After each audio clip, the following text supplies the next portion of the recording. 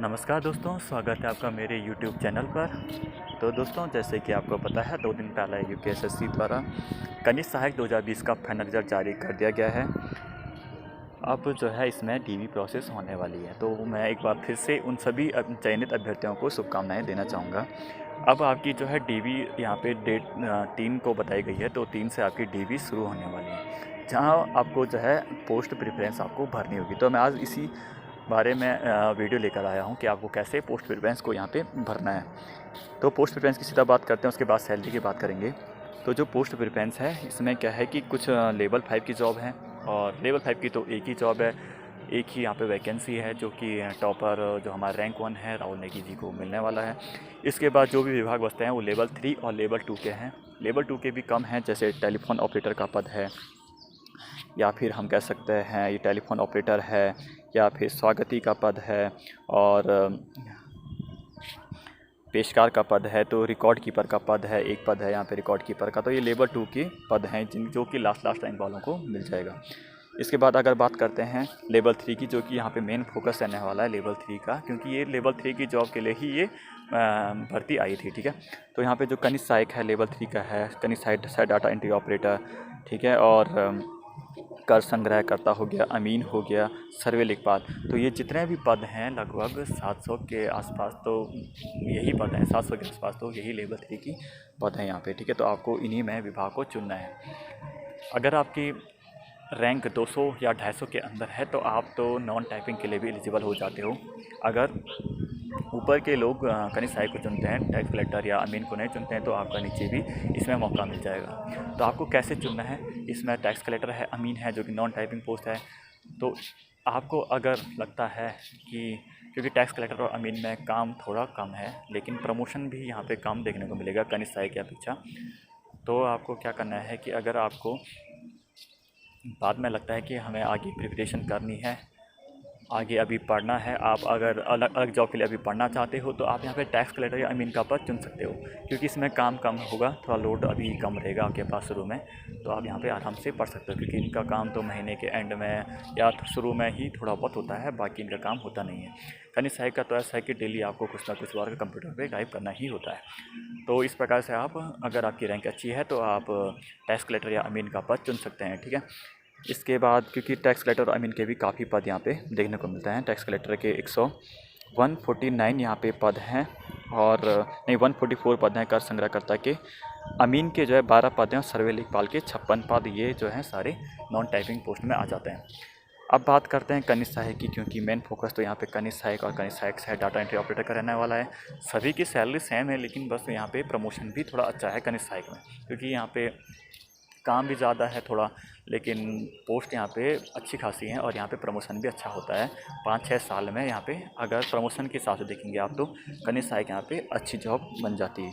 कनिष्ठ सहायक में भी बहुत सारे डिपार्टमेंट हैं, जैसे नगर पालिका कनिष्ठ सहायक अर्थ है, नगर पंचायत में कनिष्ठ सहायक अर्थ है, और डीएम ऑफिस जो होते हैं वहाँ पे कनिष्ठ सहायक का पद अर्थ है। तो इनमें जो है आपको चुनना होगा, और आपको पोस्ट प्रेफरेंस वहाँ पर देनी होगी। तो जैसे कि मैंने यहाँ पर एक लिस्ट बनाई थी,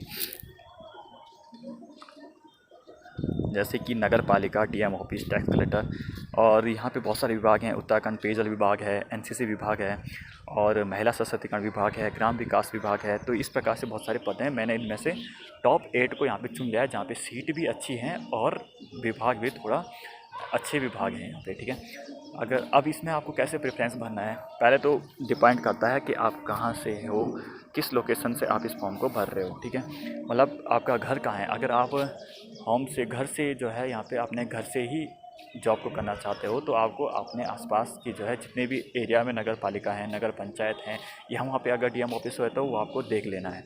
ठीक है, अगर आप घर से करना चाहते हो, अगर नहीं चाहते हो तो आपको इन विभाग को भर लेना है सबसे पहले।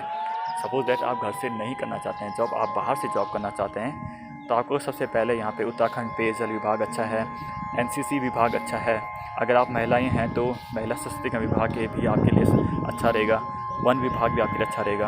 वन विभाग में भी 19 जनरल की पद हैं और 8 वुमेन के पद हैं। टोटल यहाँ पे 61 पद हैं। SC ST ईडब्ल्यूएस मिलाकर यहाँ पे टोटल 61 पद बनते हैं। इसी प्रकार से उत्तराखंड जो पेयजल है वहाँ पे आपको इंग्लिश टाइपिंग भी अगर आपने क्वालिफाई की है, तभी आप उत्तराखंड पेयजल के लिए भी क्वालिफाई होंगे। ठीक है, मुख्य निर्वाचन अधिकारी का पद है। अगर आप देहरादून, हरिद्वार, रुद्रपुर जैसे बड़ी सिटी में रहना चाहते हैं तो आप मुख्य निर्वाचन अधिकारी का पद भी भर सकते हैं। यहाँ पे 12 जनरल की पोस्ट हैं, 4 वुमेन की हैं और टोटल यहाँ पे 19 पद यहाँ पे हैं मुख्य निर्वाचन अधिकारी में। ये तो हो गया अगर आप घर से जॉब नहीं करना चाहते हो। अगर आपको बाहर जाना ही अच्छा लगता है, आप सिटीज़ में रहना चाहते हैं, तो आप इन विभाग में से कोई एक चुन सकते हो, जिसमें से मुख्य निर्वाचन अधिकारी सबसे आप टॉप पर रख सकते हो। अब बात करते हैं अगर आपको घर के नज़दीक से जॉब करनी है तो आपको कैसे इसको पोस्ट प्रिफरेंस बनना है। तो सपोज़ दैट मैं ले लेता हूँ, जैसे मैं पौड़ी से हूँ, तो मुझे क्या करना है कि नगर पालिका डीएम ऑफिस यहाँ पे है और नगर पालिका है, तो इनका जो है देख लेना है कि यहाँ पे कितनी पोस्ट हैं। ठीक है, जैसे नगर पालिका श्रीनगर में जनरल की 2 पोस्ट हैं, वुमन की नहीं है, टोटल यहाँ पे 2 पोस्ट हैं। पौड़ी में एससी की 1 सीट है, तो रुद्रप्रयाग में 3 सीटें हैं जनरल की और ओपन भी 3 है। गौचर और खीमठ ये पौड़ी से नज़दीक पड़ते हैं। डीएम ऑफिस में 3 हैं, चमोली में 5 हैं, रुद्रप्रयाग में 3 हैं, अल्मोड़ा में 11 जनरल की सीटें हैं। टोटल यहाँ पे 16 सीटें हो जाएंगी। इसी प्रकार से टैक्स कलेक्टर की पौड़ी में 3 हैं, श्रीनगर में 2 हैं। इनको मैं पोस्ट प्रिफरेंस वाइज भर दूंगा। अब मुझे अगर टैक्स कलेक्टर में जाना होगा तो मैं पहले टैक्स कलेक्टर की 4 जगहों से टैक्स कलेक्टर भरूंगा। उसके बाद मैं ये विभाग भरूंगा, कुछ उत्तराखंड पेयजल एनसीसी निदेशालय, इन विभागों को भरने के बाद मैं नगर पालिका और डीएम ऑफिस भरूंगा अगर मुझे टैक्स कलेक्टर को चुनना है। अगर मुझे टैक्स कलेक्टर नहीं जाना है, मुझे कनिष्ठ सहायक बनना है, तो मैं क्या करूँगा, कनिष्ठ सहायक मैं सबसे पहले नगर पालिका से भरूँगा। नगर पालिका श्रीनगर से भरूँगा क्योंकि यहाँ पे जनरल की सीट है, यहाँ पे पौड़ी में तो है नहीं, इसलिए जनरल की सीट श्रीनगर में है, तो मैं पहली प्रेफरेंस श्रीनगर नगर पालिका को रखूँगा क्योंकि मेरे घर से भी नज़दीक है और मैं यहीं पे सिटी में रहना चाहता हूँ, तो थोड़ा श्रीनगर मूल्य अच्छा रहेगा, इसलिए मैं पहले नगर पालिका को रखूँगा। डीएम ऑफिस इसलिए नहीं रखूँगा क्योंकि डीएम ऑफिस में थोड़ा वर्क भी ज़्यादा होता है। आपको पता है डीएम वहाँ पे रहता है, तो आपको थोड़ा सुनना भी पड़ सकता है, हो सकता है, और थोड़ा काम भी ज़्यादा रहेगा डीएम ऑफिस में, इस वजह से थोड़ा पढ़ाई में भी डिस्टर्ब होगा। तो इस वजह से मैंने सबसे पहले चूज़ करूँगा नगर पालिका श्रीनगर को, फिर पौड़ी, फिर रुद्रप्रयाग। इसी हिसाब से मैं फिर डीएम ऑफिस भरूँगा, फिर मैं इन विभागों को भरूँगा, उत्तराखंड पेयजल विभाग, एनसीसी निदेशालय या जो भी मेन डिपार्टमेंट हैं, इन डिपार्टमेंट को भरूँगा। इन डिपार्टमेंट को भरने के बाद मैं टैक्स कलेक्टर के पद भरूँगा जो मेरे आसपास नज़दीक पड़ते हैं। इन जगहों से मैं टैक्स कलेक्टर का पद भर दूँगा। ये भरने के बाद जितने भी विभाग बचते हैं उनको नीचे पोस्ट वाइज लगा देंगे। ठीक है, अगर आप ये चीज़ें नहीं देख कर जाते हो, आप विभाग देख कर नहीं जाते हो, तो आप वहाँ पे कंफ्यूज हो जाओगे क्योंकि इतने सारे डिपार्टमेंट है, आप वहाँ पे कंफ्यूज हो जाओगे कि कहाँ से भरूँ, कि भाई इतनी जगह हैं, कहाँ वहाँ सिलेक्ट करते रहूँगा। इस वजह से आपको पहले से अपनी एक लिस्ट बनाकर जाने कि मुझे कौन सा विभाग पहले नंबर पर चाहिए। अगर आपको घर के नज़दीक चाहिए तो आपके आसपास के एरिया में कितनी वहाँ पे सीट है भी या नहीं। अगर आपने पौड़ी से भर दिया, अब पौड़ी में जनरल की सीट है ही नहीं, तो फिर वो भर के फिर फ़ायदा नहीं है, तो आपको जो सेकंड नंबर भरा होगा वो वहाँ से मिल जाएगा। तो इस वजह से आपको जो है विभाग को जो है पहले देख लेना है। मैंने मेन विभाग यहाँ पे लिख लिए हैं क्योंकि विभाग तो बहुत सारे हैं और इनमें सीटें भी ज़्यादा नहीं हैं। इनमें जो मैंने लिखे हैं इनमें सीट भी ज़्यादा हैं और विभाग भी थोड़ा अच्छे खासे हैं, इस वजह से मैंने इनको लिखा है। ठीक है, तो इस प्रकार से आपको भी एक लिस्ट बना लेनी है। इसमें ज़्यादा टाइम नहीं लगेगा, आधा से 1 घंटा लगेगा और आधा घंटा लगेगा मैक्सिमम, उसके बाद आपकी ये लिस्ट तैयार हो जाएगी। अब बात करते हैं सैलरी की। लेवल 5 की तो जॉब रैंक 1 को मिलने वाली है, वो तो 40,000 के प्लस सैलरी है उसमें। लेकिन जो बाकी पद बचते हैं लेवल 3 के, ये 2000 ग्रेड पे के पद हैं। तो 2000 ग्रेड पे में आपकी जो बेसिक सैलरी बनती है वो बनती है 21,700।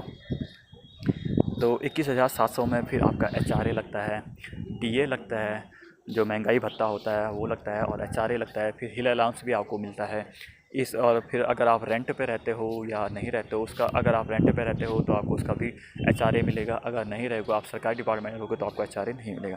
तो कुल मिला के आपको जो है आपकी सैलरी बन जाती है 32,077 रुपये। यह सैलरी बनने के बाद फिर आपका NPS कटता है जो कि आपकी बेसिक सैलरी प्लस DA का 10% बनता है। तो यह कट के जो है आपकी इन हैंड सैलरी 28,000 बन जाती है।